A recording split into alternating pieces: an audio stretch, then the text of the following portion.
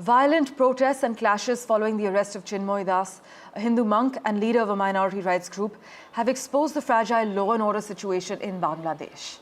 The unrest sparked by the arrest and resulting in the death of a lawyer at a Chittagong court was led by thousands from the Sanatani Hindus group.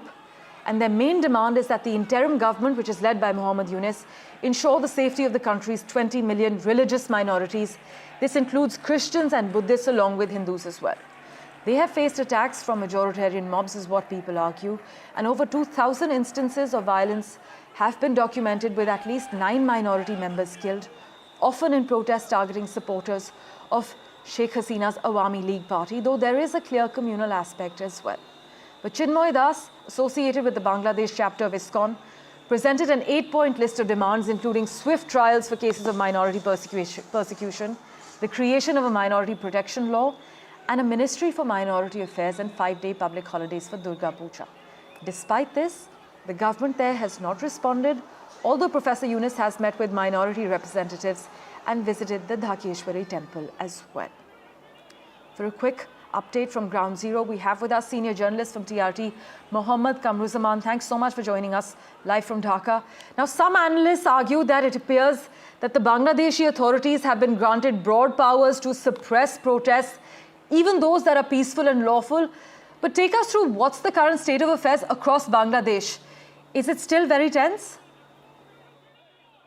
Actually, the situation is a little bit normal now. The tense is now prevailing regarding the brutal murder of the young lawyer. And you know that already more than 15 people have been arrested, verifying the video footage, and the lawyer who was murdered on broad daylight. So after examining the CCTV footage, police arrested those persons. So investigation is under process. And regarding the safety, security of the minority Hindu people, the government has already stated that they are serious regarding the safety security of all people. Actually, the controversy raises due to the protest of the supporters of Chinmoy, and for the last couple of days there are some video clips that were viral on social media where the supporters of Chinmoy Krishna Das Brahmachari and ISKCON seen they are consulting with their supporters, keeping some weapons just behind them. So among the people there is confusion whether this organization is doing their activities only on religious basis, or they are doing politics here and supporting the ousted Prime Minister Sheikh Hasina. That's why actually there are anger among the opponents of this Hindu leader. So based on this, there is tension now. So we are expecting that after investigation, everything will be clear, and ISKCON must clarify that this is merely a religious and spiritual organization, and they have no intention to interfere in internal politics of this country. Also then, would you say with these latest developments, Bangladesh-India ties have plunged? What's the word on the ground?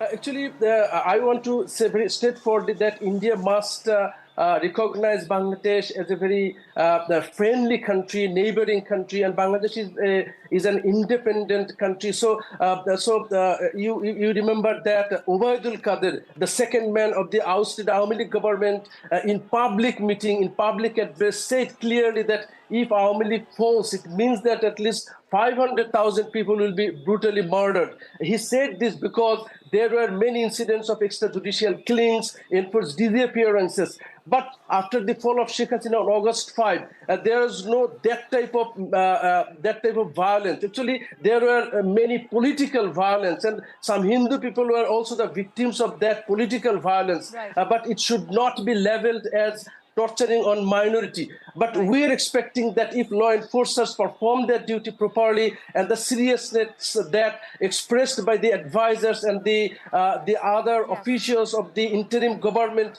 goes on in a peaceful way, everything will be cool, and peaceful environment will be restored.